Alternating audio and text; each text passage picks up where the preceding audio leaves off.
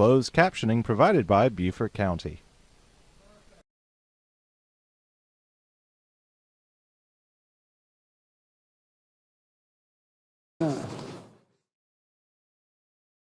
Noon. I want to go ahead and call the meeting to order. This is the Gullah Geechee Land and Cultural Preservation Task Force meeting, March 6, 2023. Karen, are we in compliance with FOIA? Yes, sir, we are. Okay, thank you. Would you call the roll, please? Certainly. Mr. Abdul Malik? Here. Mr. Simmons? Here. Mr. Campbell? Here. Mr. Hens? Here. Mr. Stevens? Here. And I don't see Ms. Green yet. I did communicate with her. She will not be able to make it today. Thank you. Yes. Okay. The next item I have is the approval of the agenda. I do have one amendment to the agenda.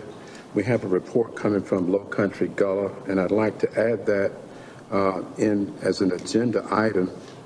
It looks like probably become really almost close to the end, I guess, after the discussion of the priority goals.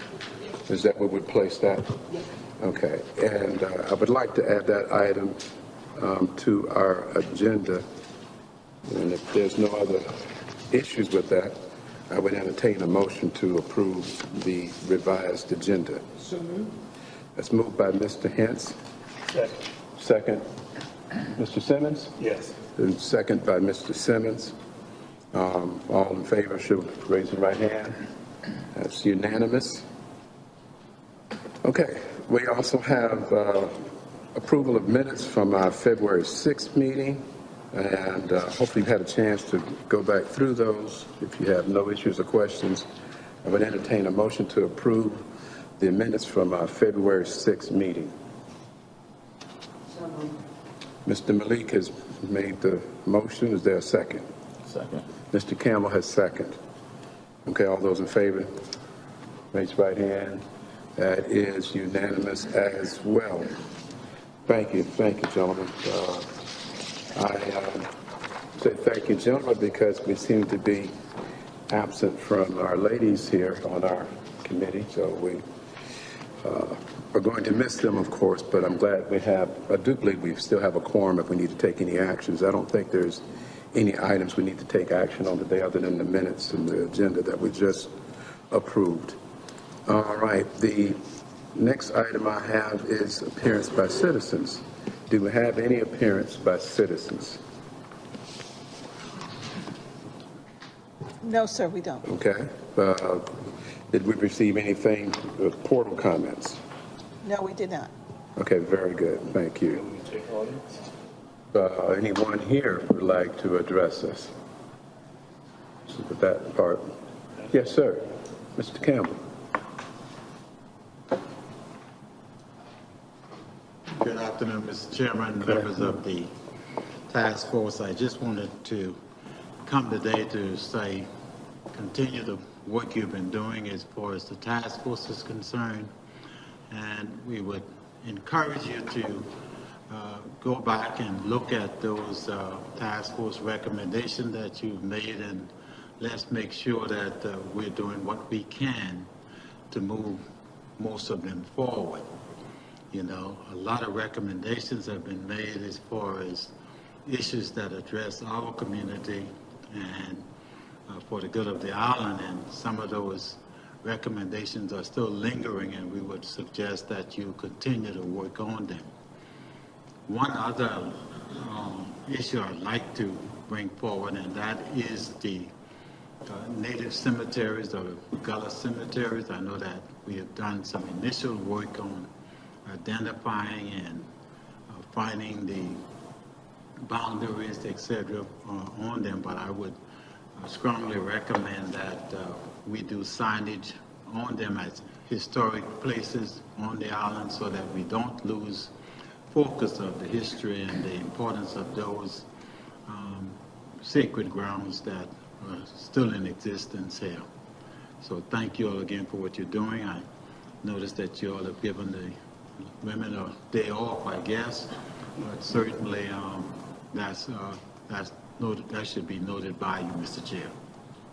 Thank you, Mr. Campbell. Yeah. Yes, sir. There's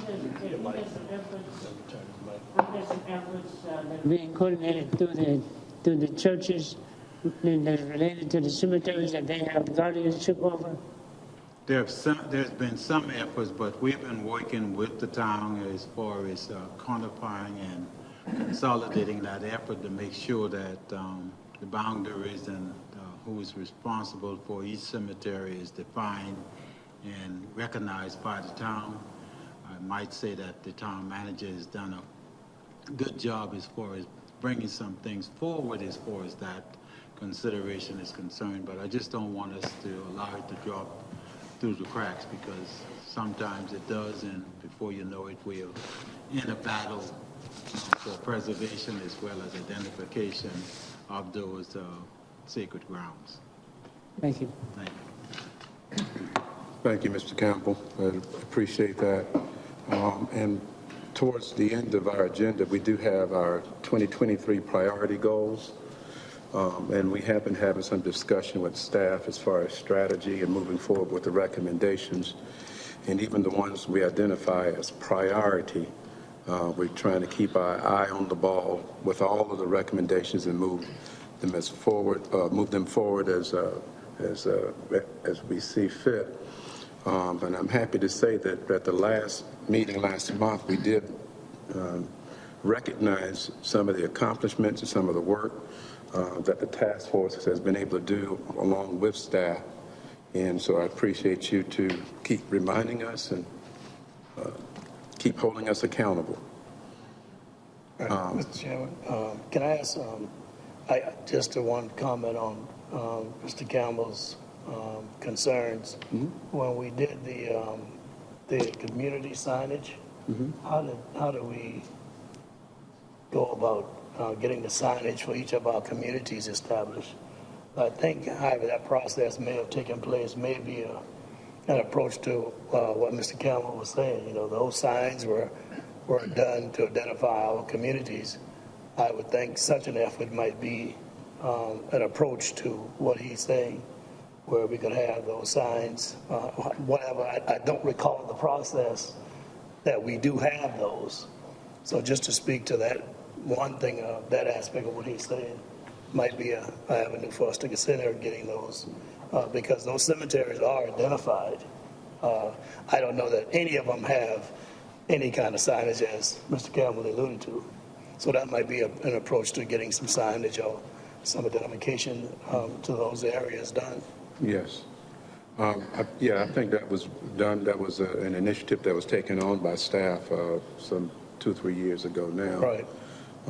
And we can certainly make note of that and to identify the cemeteries and work with staff on that and see if we can do that. That's a very good idea. And again, I just wanted to recognize the work that we've been able to do with the task force, some of the accomplishments, which also leads me to once again say welcome to our newest preservation administrator, Ms. Krishana Perry, who has come on board and has really hit the ground running.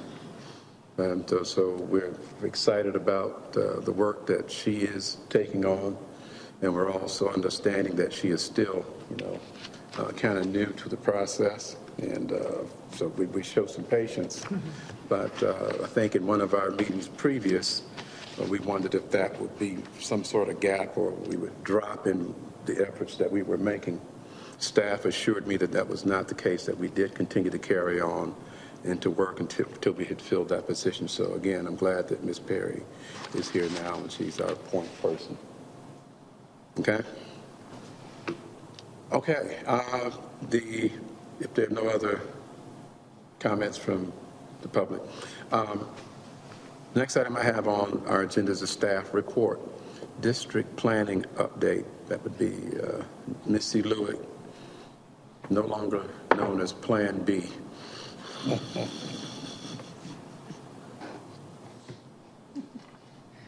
Good afternoon. Good Task afternoon. Force, Missy Lewick, Assistant Community Development Director. And I'm here to talk about district planning. Last month I talked to you that this was the replacement of the agenda item formerly known as Historic Neighborhood Overlay. And really we're still working on overall program development for that. What's transpired since the last meeting was that we went to the Public Planning Committee last month to get some direction on the program area. So what we discussed with the Public Planning Committee was a broad overview of how we see the growth framework and districts planning project moving forward. And we plan to go back to the Public Planning Committee in April and share some more program development information and again seek direction on that effort. But overall and briefly, as I had identified or talked about the project with you, was that where we left off, of course, was the implementation of the Mid-Island District Plan last November, and that's one of the first districts that we've done district planning for.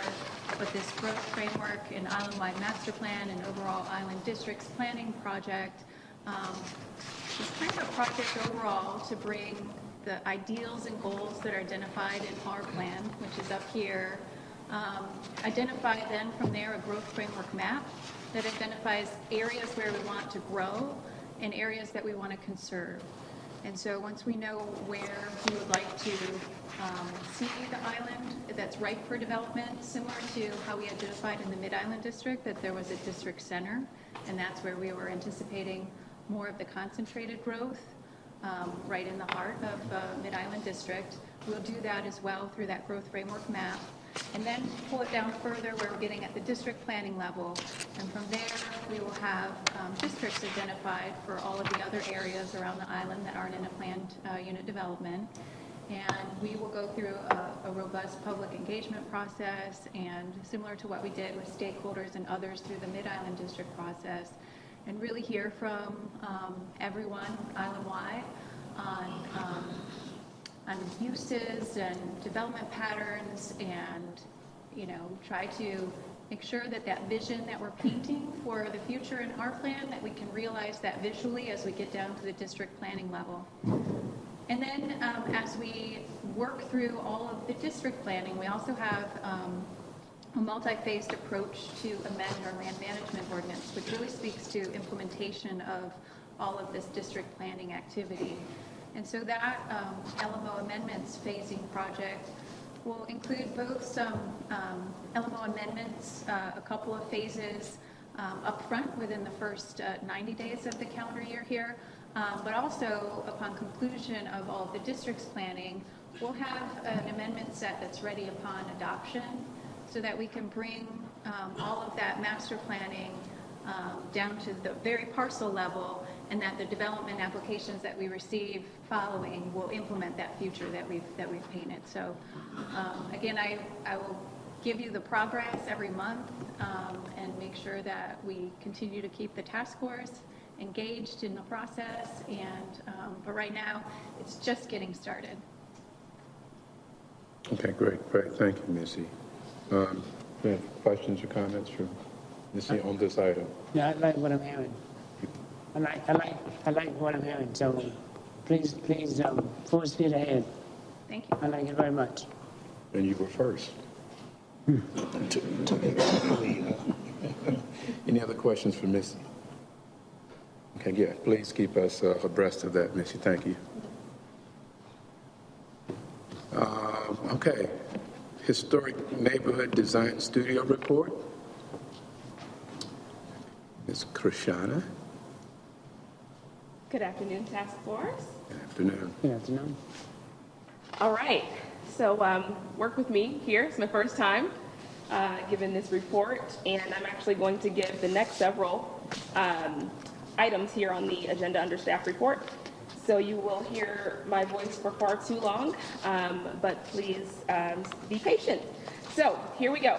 Historic Neighborhoods Permitting and Design Studio for the March report. So so this reporting period has been from October 21st through February 2023, so I just want to note that. And I'm going to be working on ways to, present this information to you all in a way that's meaningful, that you can capture what we've been doing and what we've been seeing. But for now, this is how we'll do that.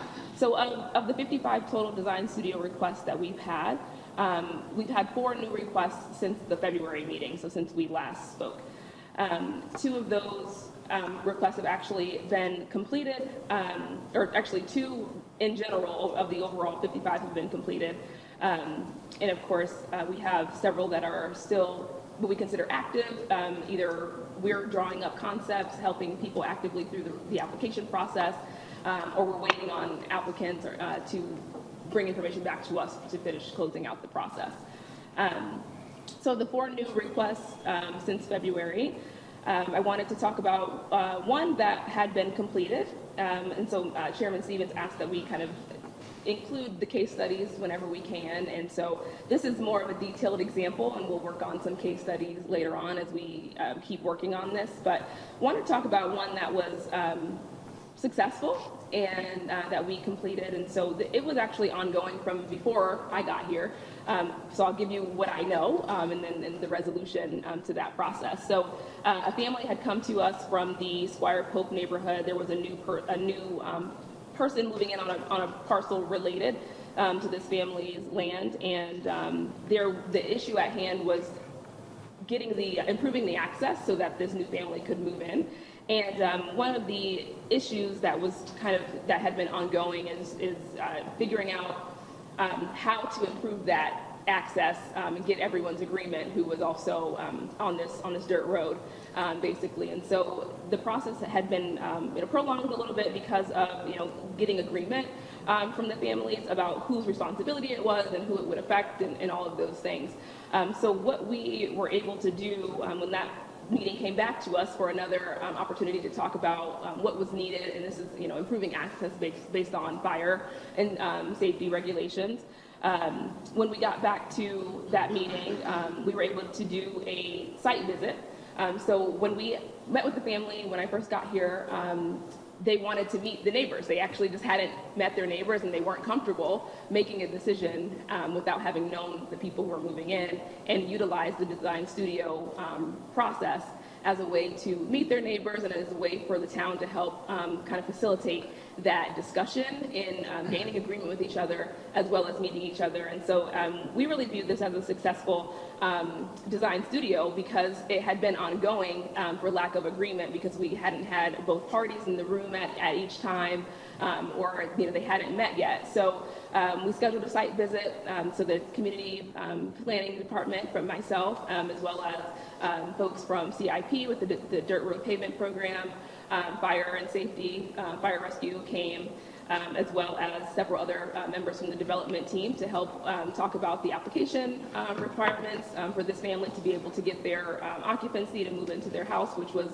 the last kind of holdup, was improving that access. And we were able to have an open, direct communication with all the parties that were involved on this dirt road, and kind of just lay out the options to them very clearly, and having the families that were already there as well as the new family that was moving in, bringing all of them together and facilitating that sort of conversation. And so we were able to let them know, what the options were. The family that was moving in was responsible for taking care of any of the access improvements that were required for their occupation, and just had to get agreement from the other families on the lot. So we were able to facilitate a conversation and move that forward. And the new family who's moving in has already started improving the access there, resolving this request, and fire is doing their inspection right now. So that was one that I thought was a really great example of how the design studio process can help not only get people through an application and actually get someone into their home or actually develop their land, but also to facilitate good relationships in actually establishing agreement. And I bring that up too because being that I am new, I've been kind of sitting back and observing a little bit more on these requests, and we find that agreement is one of the things that really holds up people being able to move through these processes, especially with access. And so it's been, Mr. Simmons has been at some of those and has been able to be, somewhat of a facilitator. We've had other people from the community or, who are a neutral party come in and help facilitate these conversations, and really being able to take a step back and say, here are the options, and talk kind of candidly about, hey, this is what's possible and this is what's not possible, and this is how you get to move forward. So that's some of what I've observed so far being important in these processes, and what I've actually had a chance to be a part of. And so we'll keep bringing those sort of things to your attention, and if there's anything else that you're looking for as far as bringing some more flavor to these design studio reports, be happy to take any feedback on that. I'd also like to just bring up that we have, we're also doing additional coordination and collaboration across the community on these as well. So working with the Heritage Library, Habitat for Humanity, and Low Country Gullah Foundation on different items, but somewhat related. And if there's any heirs property issues, making sure that we are in communication with the Heritage Library. I've had several meetings with the team there, learning how they do that process, and we have a referral process that we do with them. So we also see those sorts of issues coming up in the design studios, and helping families to be able to resolve that is really big. It's a heavy lift, and folks often don't know exactly where to turn because it is a long process. So we're helping to steer people in the right direction with that as well. So we've seen a couple of those come across as well during this last reporting period. Good. I'm happy to hear that the town is in a position to help mediate that and find a good resolution for it. So all those parties are happy and in agreement at this point. And Yeah. that's one that's been resolved. Other questions for Krishana on this item?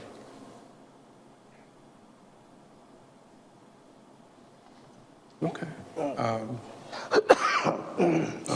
Let me just pause for a second. Anybody in the public want to speak to this? I do want to acknowledge Councilwoman Becker. Thank you for being here from our council. I don't think I see any other members. Okay, I can move on to the home safety repair and Okay. sewer. Those are pretty much together, since one staff member works on both of those projects. And so just to give you an update on some additional movement we've had on that program, again, reporting from July 22nd through February 2023. As of February 24th, which is when I received the last update, we've had 5 new applications to the home safety and repair program. Since the February meetings, we've had 5 new applications. Of those 5 new applications, all 5 have actually been approved to move on to the next step there.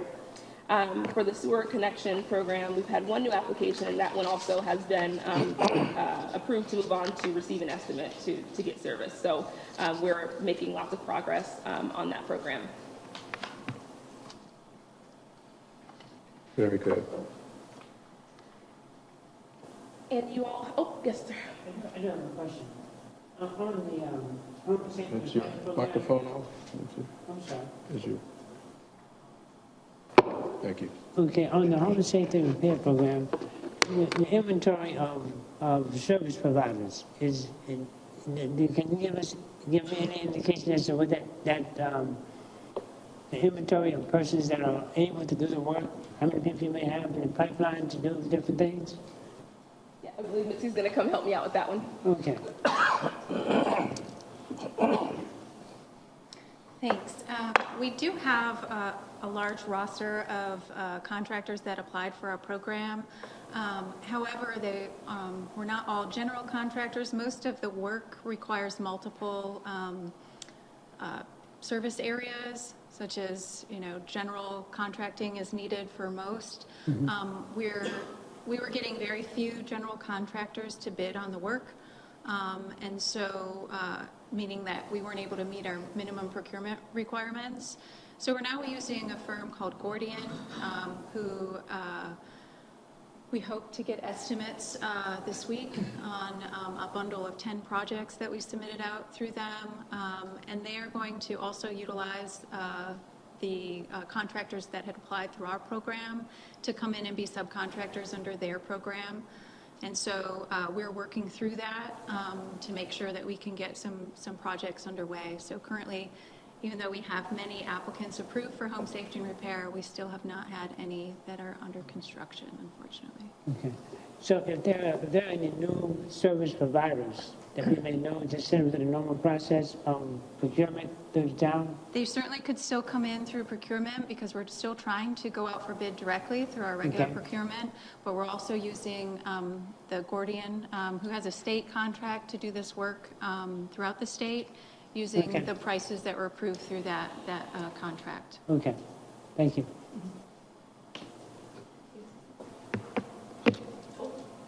Yes, sir, Mr. Hicks.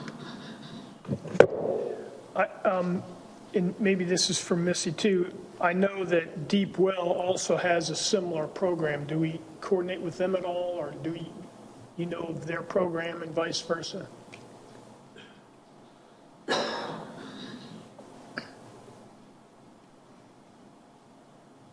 Are you talking about for the sewer connection program? No, for the home safety and repair.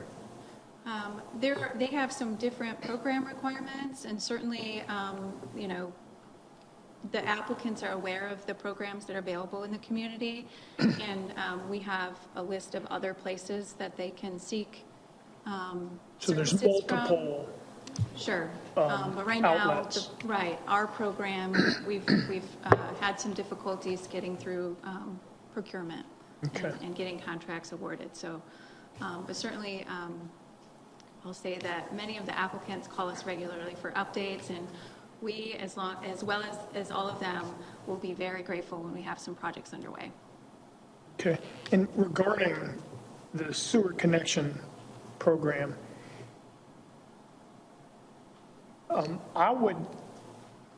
can we identify all the properties that are still on septic and mark it to them instead of waiting for their requests? Can we be more proactive so that ultimately 100% of the island's connected to sewer? Sure. When the program was launched, PSD did send out a postcard to those that were not currently connected, and so that was issued. So we did have that outreach last summer when the program was adopted. We can certainly follow up with PSD on additional. Do we have an indication of how many, that number is? What the number is through PSD? Yeah, how many properties, do we know how many they mailed to? How many properties are still on septic? We can certainly find out who that mailing was addressed to, yeah. And get I'd like to know that just so we know the scope of the issue. Sure. Thank you. If you don't mind, I can provide a small bit of insight on that. PSD's position right now is that they're at 95% completion in terms of those persons or those families that they want to pursue sewer with. Spanish Wells community being the exclusion to that. So their statement is that we're probably at about 95% complete. I don't know what that number is, but 95% of the homes that were in need have been completed. We'll get a report from PSD for next month's packet. All right, but that's some insight. Thank you. Okay, other questions for Missy? Thank you. Rashawn, if you'd like to continue. Yes, thank you. It looks like the town open positions section is what's next. I don't recall if you usually we go through those, but I have them pulled up here. That's not it. Oh, here we go. So these are the open positions as of February 17th, and we'll do another update again here shortly. Some of the similar ones that are on there and that were on the last time. So And this is also published in the packet. Anything additional? Do we have people interviewing for these positions already? Yes. The short answer is yes. That is above me, so I'll let you guys answer that. Yes, we are interviewing actively for these positions. In fact, I had 2 interviews this morning. But also I wanted to add that there are a couple additional vacancies in planning that were posted since this was published. We have a principal planner of architecture and design vacancy that would handle most of the design review board activity. And then we have a principal planner in the development review section also that is vacant. So, but I can say that I want to say I have 6 interviews this week for a variety of these positions. So we are actively working to get them filled, yes.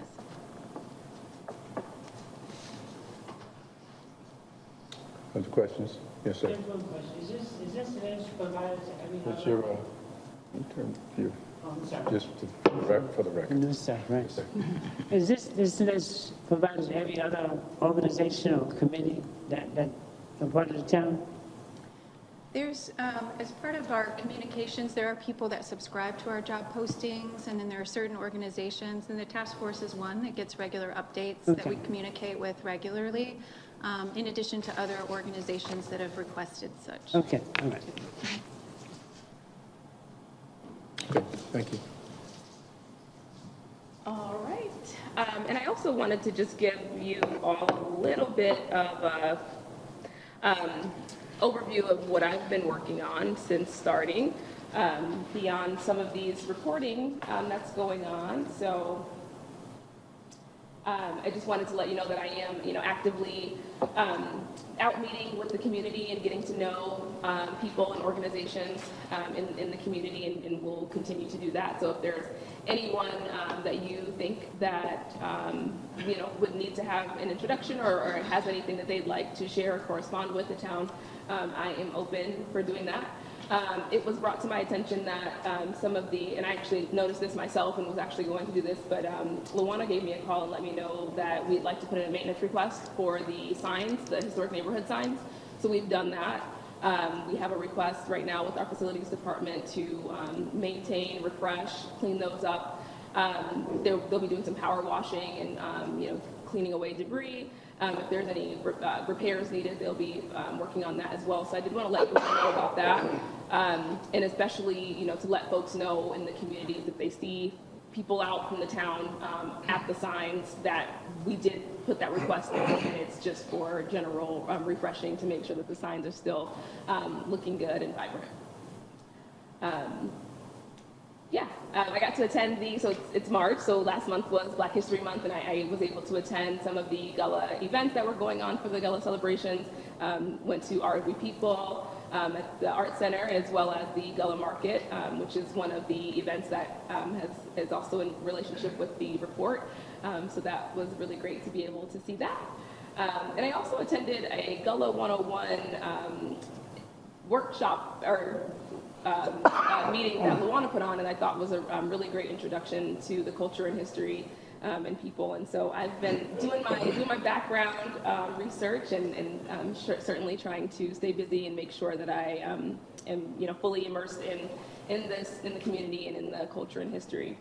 Okay, so I just wanted to give you that update, and I will also let you know that we are scheduled for our quarterly update to Town Council coming up here shortly, so we'll be putting that presentation together, and we'll be sure to review with the task force before that meeting.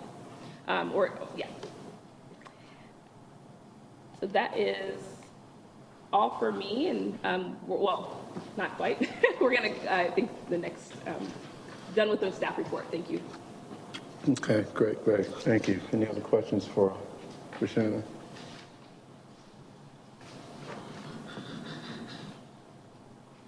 Okay, seeing none, we'll move to the next item, which is our discussion items.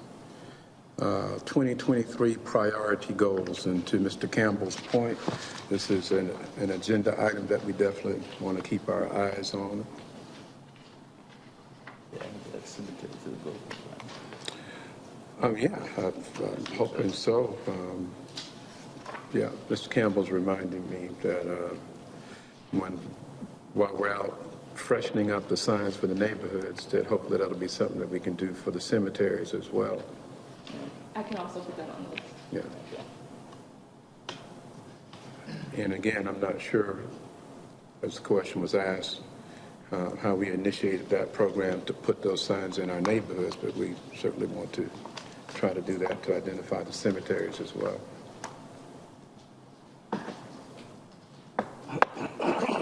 Yes, we've taken note of that, and we'll get back to you all on what the plan is for that. I don't know how we would do that with the cemeteries that are in gated communities.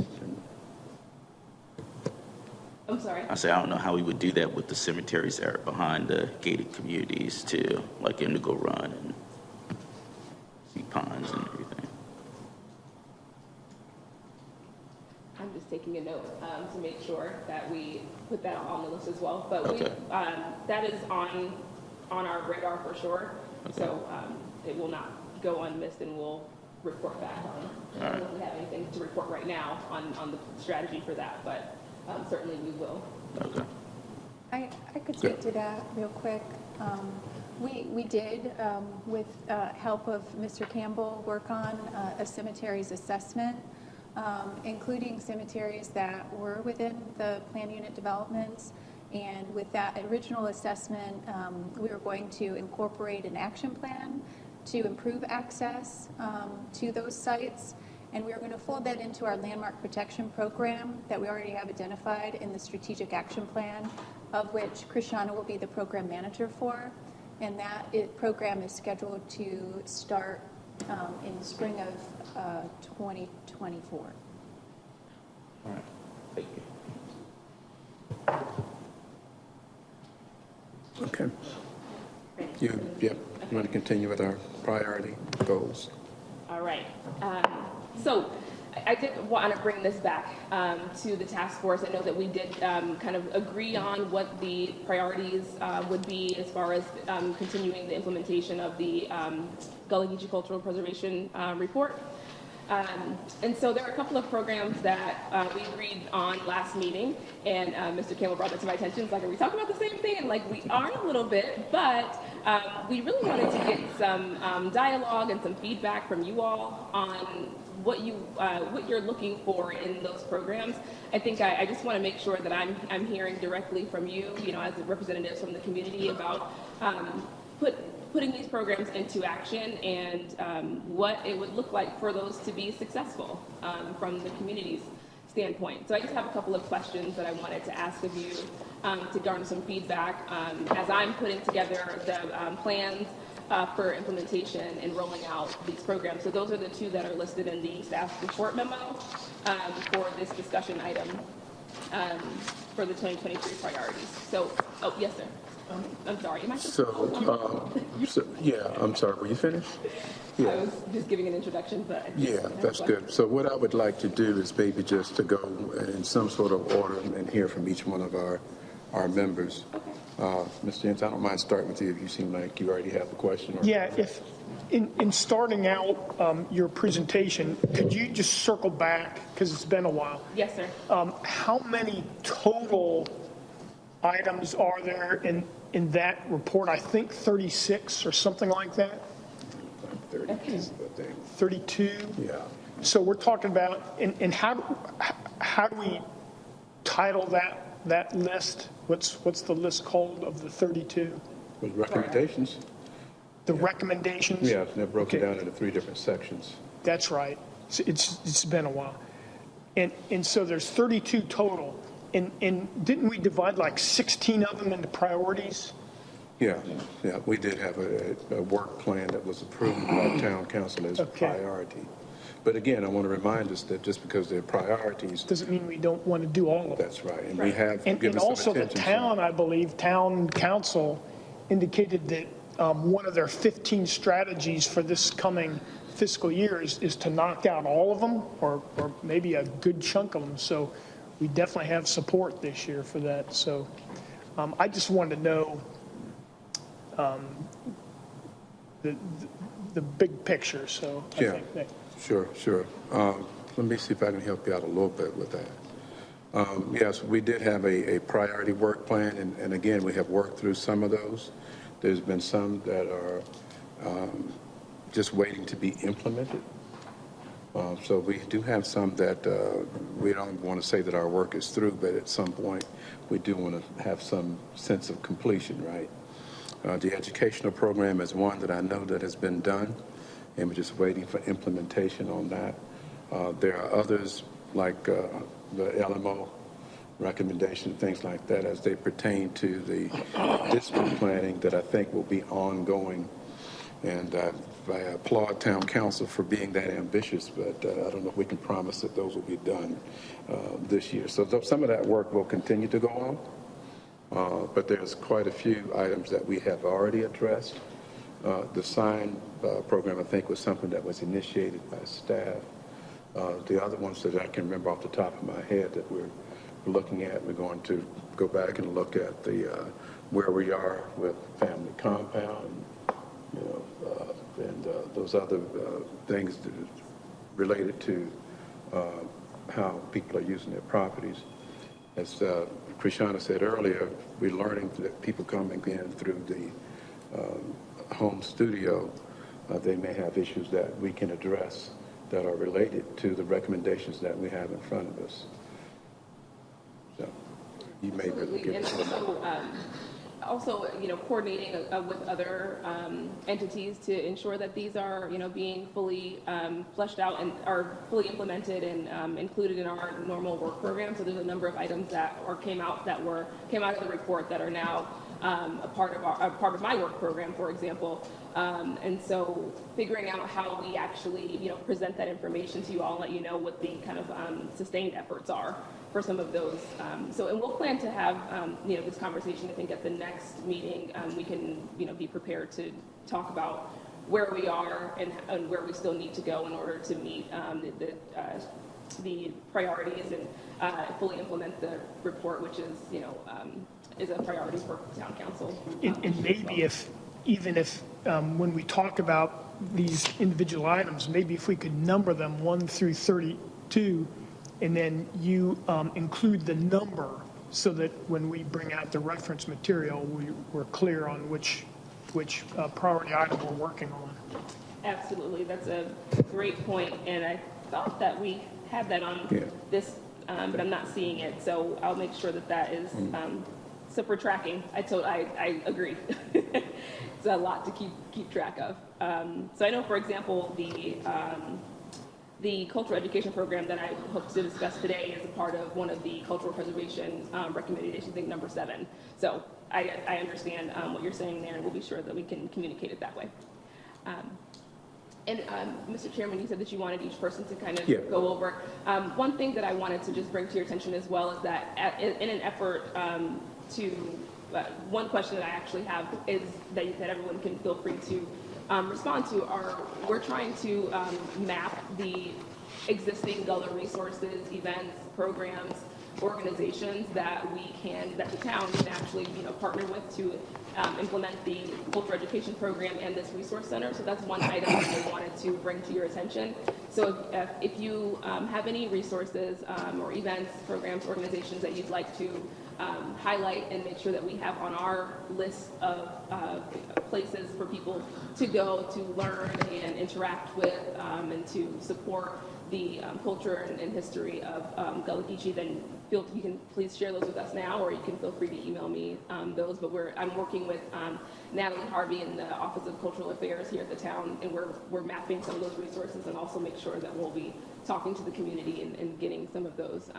We already have a number of course, that we typically partner with, but want to make sure that we're having somewhat of a comprehensive list of what's out there so that we can include that in the resource center and include that in the cultural education program, as it's my opinion that the town doesn't necessarily need to be sharing that information from our mouths, but that we should be sending people directly to the source to receive that information from people, Gullah-owned businesses, people who are Gullah storytellers or have, things to provide to the community. Yeah, and to that point, there are some organizations that have been identified in the recommendations as potential partners to work with those particular items. As I said several months ago, that some of that information may change, and certainly we recognize that there are other organizations out there that may be coming aboard and making themselves available for us to access as a resource as well. So some of those recommendations, when we first did that, were identified then, and that certainly might change it. And to your point, if there are people that we know as a resource that might be able to help with some of the recommendations, then we would take that. So let me go to Mr. Simmons now for any questions or comments. Thank you, Mr. Chairman. Ms. Perry, I think one of the things I'd like to add to your report, I think there has been a couple of items from our list of things to do, and I think one of those, if I'm correct, is the family compound and the family subdivision. I think those are a couple of items I think have been approved and has come in as LMO changes. I think we do have those in place, which were two major items that have been completed, and there may be a couple others that I'm not remembering off the top of my head, but I think if you also, at some point when you do let us know those things of which have been completed from a list, it may be a list of 30-something. I don't know that those 30-something have still listed the items that have been completed. Some of those I think may still be on that list, but they are completed items. Okay. So I think that list may not be as big as the 30-something that you brought the three from, because there have been some changes that I do believe have been made and have been implemented already. So, and I think it goes back to a point that, those things have been implemented, we want to keep an eye on those, so things that we do in the future don't come back and take away some of those, because sometimes we get I often say we take several steps forward and then it's something that moves us backward again. So I think if we keep those completed items and those items that we know have been completed, we bring those up front so we know that we are moving forward in a path that will keep this whole thing in order. I think would be helpful and be important. So when we look at this, we see three items, but the three items are critical to where we need to move next to that which have already been completed. So I think if we can let people know those things that have been completed as we move forward and where these fall in place for what we wish to do next, I think it'd be important so we can see and better understand where we're headed. So that's my end. I'll hold right there. So just as a comment on the items as we discussed them. Thank you, Mr. Simmons. Mr. Campbell. I'm with Mr. Simmons. I think the family compound would be number one on my list because of the LMO changes that I know that are coming up. But I'd definitely like to see what we have completed on the list, though. Okay. Yeah. That makes sense, and we're working on that. So as a part of my role here and established with the town, some of the items that have come out of the report that have been implemented so far are now part of my normal kind of everyday task and things that I'm supposed to be keeping up to date, improving, working on, liaison, facilitator, program manager for. So we can make sure, so that's how they are going to be, sustained, and that they'll be able to keep moving. And then anything else that's coming out, we'll be sure to talk about how that will stay, as an ongoing item as well, and talking about how we're working on these things. So number 3 here with the continued efforts and refinement are some of the things that I am, actively working on as well. Okay. And so a lot of the family subdivision and family compound we'll see in the design studios, and so that is a part of my normal routine and things that I'm working on a daily basis. And so that's something that's actually a goal of mine is to parse out what has come out, what's been implemented from the report as far as recommendations and how that fits into my daily role in making sure that it has the longevity. Okay. And we'll also make note of the if, you know, if family subdivision and family compound is working and how to make sure that that stays as we are amending things. But definitely want, you know, yours and the community's response on how that's working, you know, so far for people as well, so we can take advantage of the opportunity to make any changes as necessary as well. Yeah, and I imagine I got just a little bit ahead of the agenda because that was actually on here as a continued effort, so. Well, yeah, that's going to certainly be a part of my comments as far as some responsibility we have as task force members to be kind of aware of what the work that the staff is doing and already has done. I'm sorry, you have another question or comment? No, I don't have any other questions. Okay. Yeah, Mr. Malik. Thank you, Mr. Chairman. I think I want to center my comments around the education program. And what I'm hearing so far about you interacting with the community, I think is the number one thing that we, as a coordinator or as our person to kind of focus on. The community needs to know, they need to know you in the sense that I know we have to introduce you to the community, but at some point, we want you to be as recognized amongst the people you may be taking information to, just like they know LeBron.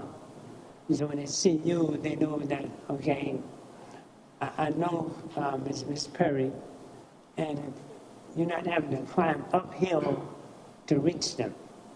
Does that make sense? Absolutely. And then, you know, again, and I know that we want to take some of the information that we get from our Gullah teachers to staff and other, you know, part of the town government. So I think that opportunity to be present as much as you can, absorb as much as you can, will help you relate information more from a natural standpoint. Does that make sense? Yes, sir. All right. Yes, sir. And we have upcoming meetings for introductions and plans for all of those sorts of just gaining familiarity and communication. Okay. Is that good? That's it. Okay. So one thing I just want to kind of highlight here is that as part of some of the cultural preservation goals from the report, it came about that we want to establish a landing page, a place for the community to receive you know, information about what the town's doing, but also for the town to be highlighting and putting forth, you know, things that are happening down in the community as well. And so that there would be a resource center to be able to do that, whether it's online on like a web page, or if there's an actual place that people would be able to come if they prefer to operate in person. And we don't currently have a full kind of plan for what we want that to look like. And I think as it's one of the priorities to finish up some of the cultural preservation goals, I'd like to understand what would be helpful for the community in establishing some sort of resource center. Is there, you know, a preference, you know, or hopes to have something established in person, or what would people utilize online that would be helpful? So wanting to know kind of what would success look like for setting up a resource center, you know, for the community that would be kind of a two-way place for communication, both the town supporting and highlighting Gullah resources, you know, and then also giving people a clear place to go to navigate town resources and programs. So that's kind of, that's on my list, and I want to make sure that I have an understanding of what folks are looking for that to look Yeah, for. okay, sure. All right. My comments are along those same lines. That, again, we do have some of the recommendations that have we've been working on, and they are ready to be implemented. It probably would be helpful to have those recommendations with us at the meetings when we come, and haven't we identify them by number. But what we've done, I think we've numbered them by sections, whether it's, you know, public policy or cultural preservation or heirs property. So those recommendations actually are already numbered. So I've been encouraged us as task force members to make sure that we're very familiar with those recommendations and where we stand with those. As always, I encourage us when we talk about case studies, as we keep doing this work, we are also collecting data so we can see where we were maybe 3 or 4 or 5 years ago as to where we are now and what impact we're making with the progress on these recommendations and how it's being received in the community and by the community. To your point, we want it to be something that we hear from people in the community as to how they think it's working or where there may be some needs. I know there are many other groups out there, whether they be neighborhood groups or just in the community or just those of us who gather around the shade tree. And there's lots of ways that we can get information, and certainly from what we hear. So I would encourage us as task force members to be advocates in that process so that when we have an opportunity to speak about the work that this task force is doing, that we can certainly speak from a place of some knowledge for sure. And I'm very familiar with all of the recommendations, but I don't think I could spew them out right now off the top of my head. Now, of course, a lot of us were there in the beginning when we created these, so they're not just numbered items for me, but they actually are a part of the work that we've been trying to do for the last 3 or 4 years now. Also, as far as, again, helping Ms. Perry, introducing her to the community, again, we're the advocates, and we can certainly let people know there's a new sheriff in town, and that there is someone. Many people may or may not know that position has been vacant for a few months now, but we definitely want to use that as good news that we have someone here, and I think we'll hear a little bit more about that later, about how she's going to be moving around through the community, and we want to encourage the work from the task force. We can reach out to staff. We can, do a lot of things even before we get to this meeting, so that when we come here again, we can be kind of abreast of what staff is doing, and be in support of them, so that we're able to be good advocates. At the same time, we're always going to be able to hold them accountable by asking good questions. I know the education program has been in some form of implementation already, as some of the people here at the town have been taking advantage of that, and other people in the community as well. So I want to commend you, Ms. Perry, and the staff, even though you're very new, that we are having some movement. But again, I want to encourage us to remember, along with case studies, that we're collecting data and to see just how we're doing with that, as far as some of the things that have been developed, what people are doing with their properties. One of the questions we've asked over the years is, what number of acreage do we have that is still considered in Gullah-owned properties?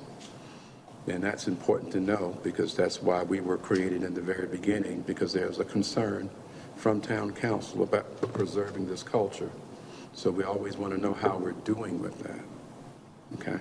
Certainly, and I'm actually working on that right now with our GIS staff here at the town. So if you're suggesting that we maybe put that on the agenda, we can be able to talk about that. And I think some of our other efforts are also working on that, which I think we'll talk about at a later date. But sure. Yeah.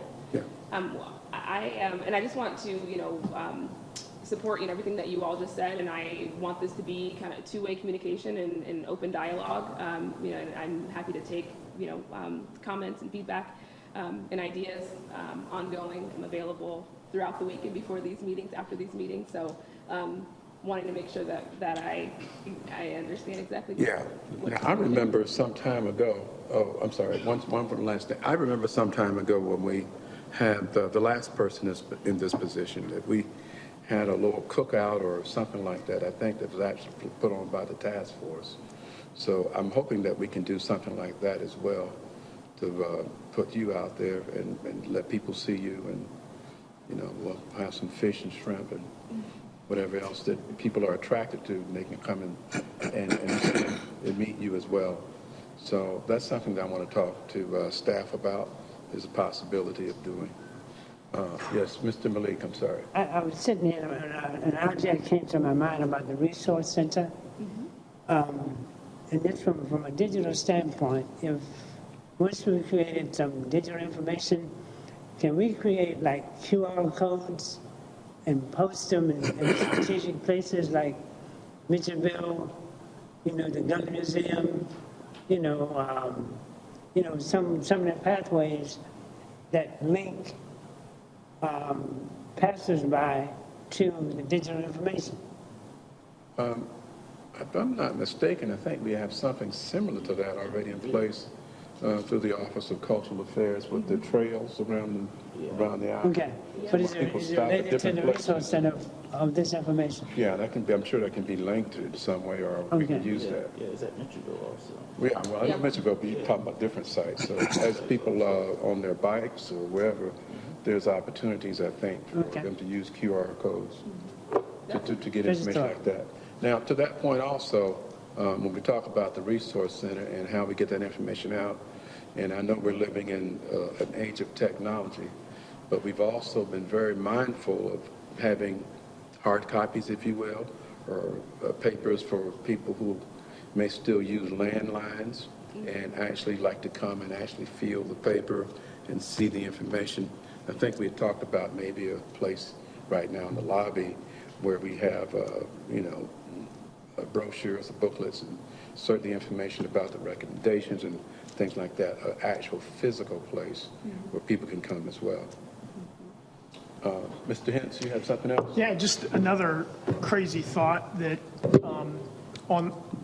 toward that is, why don't we take the resource center to the neighborhoods? Why don't we have a mobile resource center and schedule times where we actually go to the neighborhoods and let them come and hear our story. It's just maybe kind of a fun outreach. But also getting back to the cultural education program, that's really high on my list. And I'll tell you, I was fortunate to attend a panel discussion this past week that was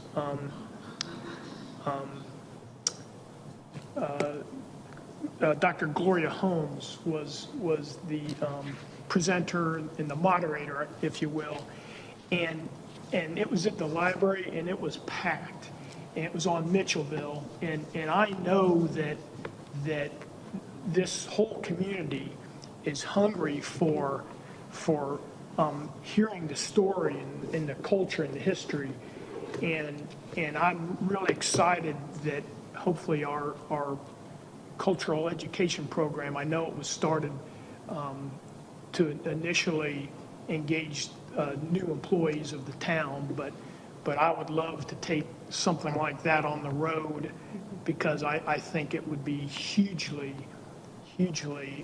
popular.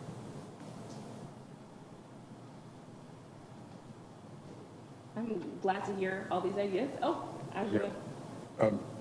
Yes, Mr. Simmons, you have something else? Yes. It seems like the more we talk, the more ideas we get. Yeah, I just want to go back a little bit to your thought on a resource center where people could come and get information. I think I want to point out that, there's one of the things that we've tried to overcome at the town is when people from our neighborhood come to the town, is that person who they feel they can actually trust to come and ask questions and get information. So even if that information is available in some electronic or paper form, a lot of times when folks come, I know from my neighborhood, they're going to not always want to grab a piece of paper or see what's on paper. They want to be able to ask the questions and hopefully have that person, that they can talk to, who can relate, who can understand, exactly where they're coming from. So I think as a resource piece and an educational piece, you, the person, is going to probably be the most valuable part to that whole thing.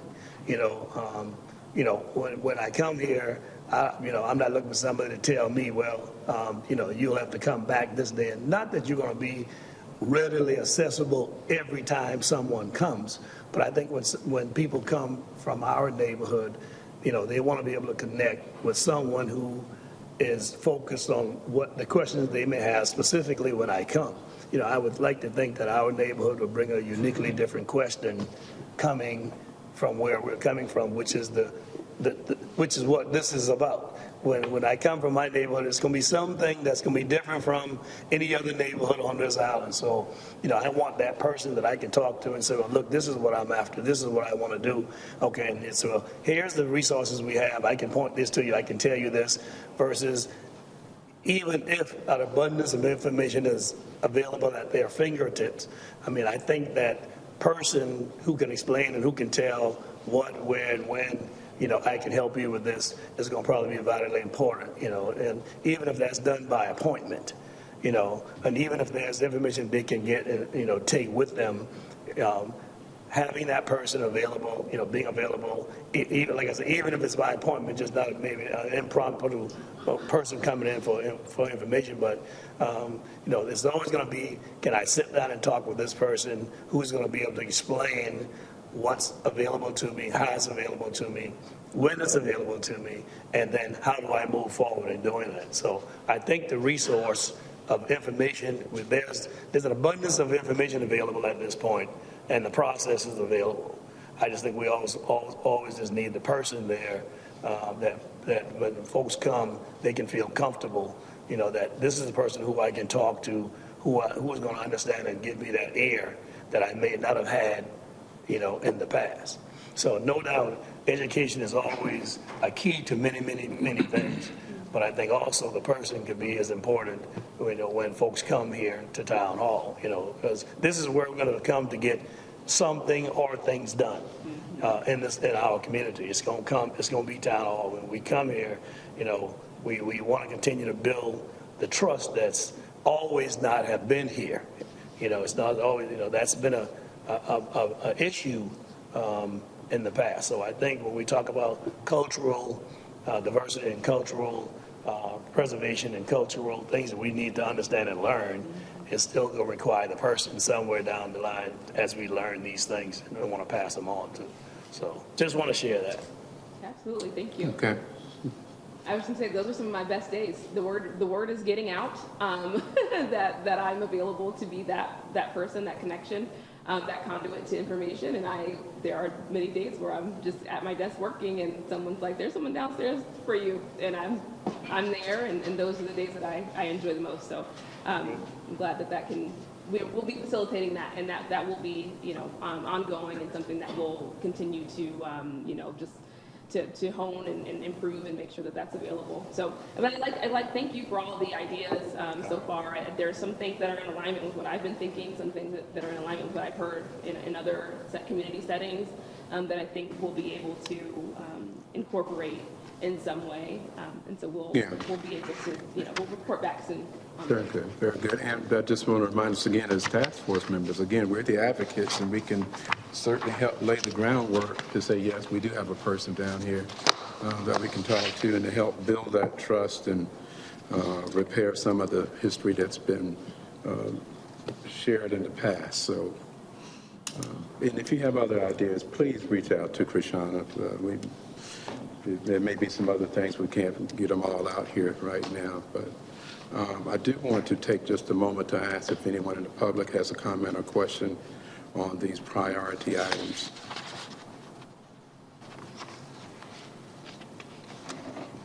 Okay, seeing none, I do thank you for your report. Thank my task force members for their input and questions as well. Okay, the other item we have on our agenda that was amended was a report from Low Country Gullah. Ms. Luana Gray Sellers is here with us and will give us some good information. Thank you very much for the opportunity.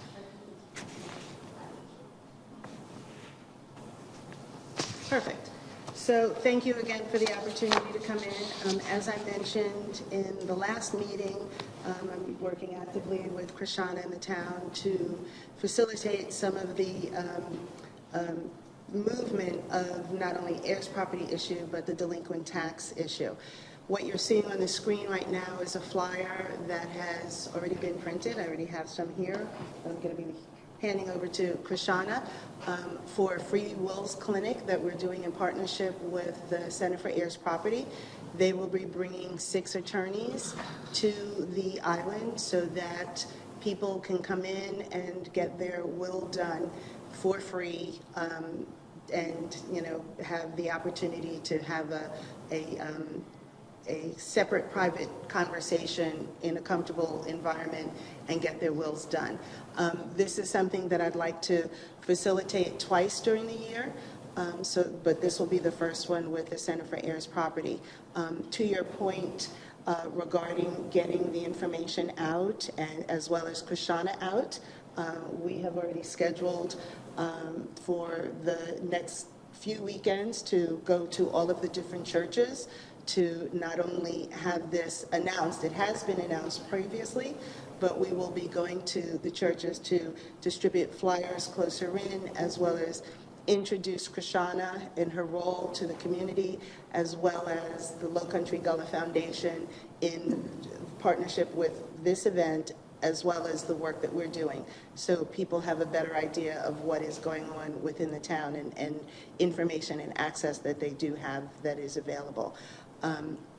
In addition to this, there has been just under 1,100 properties that have been identified as heirs property on Hilton Head. Those properties will be receiving informational mailers from Low Country Foundation, basically saying, as the beginning of the educational program that we will have, identifying, letting people know what heirs property is, what kind of help is available within the town, between unraveling the heirs property and or helping with the delinquent taxes. So that report will be more of a full report for the April's meeting. But in the meantime, and of course a follow-up with the visiting the churches, so you will have an idea of how that will go over the next couple of weeks. But I'm really excited about this. It's very hard to get in with the Center for Heirs Property, so I was able to twist some arms and make it happen so that we have the access to them. And the wills are important because a lot of people may not have a will or a succession plan for their property, and so this is one of the priorities that we have through the foundation, because if they don't have their will or a succession plan, and then, God forbid, that person passes away and people within the family are not aware of how they can move the property forward through probate and or through heirs property resolution, then it becomes a bigger problem. So the wills, having the wills clinic is really a good place to start for the year with that part of the education program. Where and what is the Hilton Head Island Community Church? Which church is that? It's right next to the Hargrave building. That's what I thought. The old Hargrave building? Yeah. Yes, it's in front, it's right on the street, and they have a nice large room. And that was something that we were looking for, a central place that is accessible, that has a large enough space so that we can take the 6 attorneys and separate the tables, so people can have that comfort of a private, space where they can have that intimate conversation with the attorneys. Now, is that Heritage Week? Yes, it probably is Heritage Week. But beggars can't be choosy. That's the best time, right? When it comes to what was available. Sure. The backstory is I had asked last year for a date. The center only does one wills program per county per year. So someone else, another organization, had this date. They pulled out for whatever reason, and I was the first call because I'd been nagging them about doing one. So I was happy to snap it up. So whatever the date is, we're making it work. Sure. Yeah, I just thought about that. Yeah. Questions or comments for Luana? I just are you passing this through all the churches? I have enough to leave a stack of these with all of the churches. I'm going to also leave some here at Town Hall so that if anybody comes in, they can be distributed that way. But yes, we are going to all of the churches with the flyers to make sure that they are passed out. Okay. Yes. Mr. Malik? These are, so if I were to go out and bring my wife with me, I'd leave her at home. Well, it's up to you. Okay. If it's your will, Okay. then you could do that. And I go individual and family. It is individual, Oh, individual, right? okay. Because there are specific time slots got it. that will go through. So then if my wife and I wanted to go, I'd have to make an appointment for me and one for her. Yes. Got it. Yes, and I do suggest that if you are interested or if anyone is interested, the number that's on the flyer to make sure that they call. There are only 25 slots that are available. And because the center is also promoting it, I'm promoting it as much on Hilton Head because that's the focus that we want to have. But if people from Ridgeland or wherever else they are want to come in, they do have that opportunity to do that. So that's why I'm really pushing heavily on making sure people in Hilton Head are fully aware of the fact that the clinic is coming up. Yeah, Mr. Simmons, you had a question? I do. Luana, obviously, wills are important, and I know I heard you say that there's wills in a succession plan as far as a will is concerned. And I guess just to ask my question, has there been any thoughts about having folks understand how they can do a trust as well? Yeah. Because, even though you have wills sometime, if there's multiple parcels that a family may own, or just even move it along so you don't have to go through probate. A lot of times, wills still have to be probate. Mm-hmm. A trust, once it's set up, it's just a matter of who is the next individual. It's not something you necessarily probate. And I think people sometimes find that if you have a trust and a will, a will is almost, a will has its place. Right. And it definitely has its place. But a trust along with the will can make a world of difference.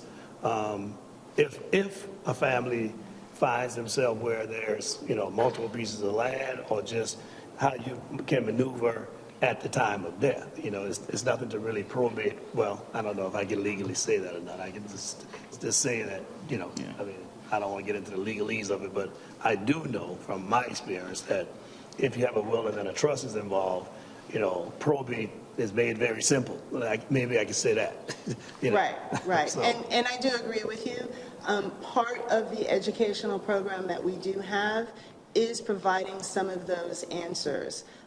As far as, of course, we want to make sure people have wills just so that they'll be protected. And in some cases, they don't want to do a trust or whatever. They just want to pass the land down, if it's simple like that.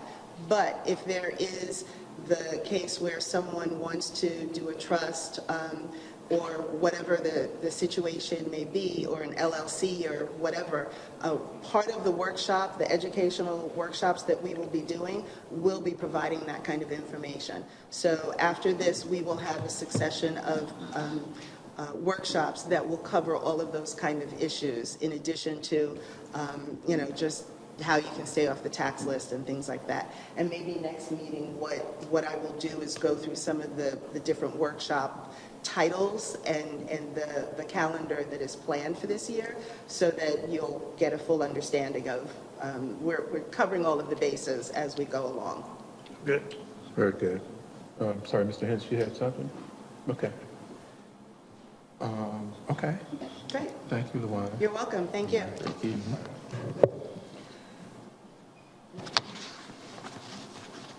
Okay, I find myself down to, that was all of the items on the agenda. If there's no other questions or comments from my task force member, I want to thank the public for being here. And I'm sorry. Yes, sir. Mr. Chairman. Yes, sir. I just want to make everybody aware that the Gullah Museum will be hosting its annual oyster roast this Saturday from 11 to 5.